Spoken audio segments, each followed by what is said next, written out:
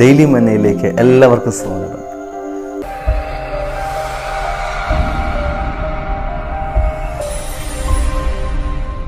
ട്രംപറ്റിൻ്റെ ആകൃതിയിലുള്ള കാണിക്ക വഞ്ചികൾ നിറഞ്ഞ ഒരു സ്ഥലം യെരുശലേം ദേവാലയത്തിലുണ്ട്. അതിനെ ഭണ്ഡാര സ്ഥലമെന്ന് പറയുന്നു. അവിടെ അനേകർ വന്ന് അവരുടെ കാണിക്കകൾ നിക്ഷേപിച്ച് കടന്നു പോകാറുണ്ട്. പ്രിയപ്പെട്ടവരെ, അവിടേക്ക് ഒരു ദരിദ്രയായ വിധവ ഒരു നാൾ കടന്നു വരികയാണ്. അവൾ കടന്നു വന്ന് അവൾക്കുള്ളതിലുള്ള സകലവും അവൾ ആ കാണിക്ക വഞ്ചിയിലേക്ക് നിക്ഷേപിച്ചു. ഇത് യേശു കണ്ടുകൊണ്ടിരിക്കുകയായിരുന്നു. ഇത് കണ്ടിട്ട് യേശു ഇപ്രകാരമാണ് പറഞ്ഞത്: ഈ ദരിദ്രയായ വിധവ അവൾക്കുള്ളത് സകലതും നിക്ഷേപിച്ചിരിക്കുന്നു. എല്ലാവരും തങ്ങളുടെ സമൃദ്ധിയിൽ നിന്നത്രേ നിക്ഷേപിക്കുന്നത്.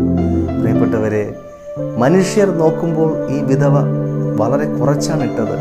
എന്നാൽ യേശുവിൻ്റെ കണ്ണിൽ അവൾക്കുള്ളതെല്ലാം ഇട്ടിരിക്കുന്നു, എല്ലാവരെക്കാളും അധികം ഇട്ടിരിക്കുന്നു എന്നാണ് യേശു അവളെക്കുറിച്ച് അഭിപ്രായപ്പെട്ടത്.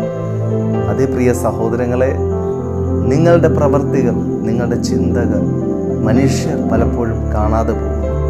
നിങ്ങൾ പലരെയും ഹൃദയമറിഞ്ഞ് സ്നേഹിച്ചത് പലരും മനസ്സിലാക്കാതെ പോയി. നിങ്ങളുടെ പ്രവൃത്തികളുടെ ആഴം മറ്റുള്ളവർ തിരിച്ചറിഞ്ഞില്ല. നിങ്ങൾക്ക് അർഹമായ പരിഗണനകൾ പലയിടങ്ങളിൽ ലഭ്യമായില്ല.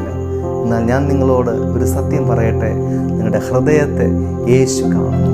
നിങ്ങളുടെ ഹൃദയത്തിൻ്റെ വേദനകൾ യേശു അറിയുന്നു. നിങ്ങളുടെ ഹൃദയത്തിലെ സ്നേഹം യേശുവിന് നന്നായി അറിയാം.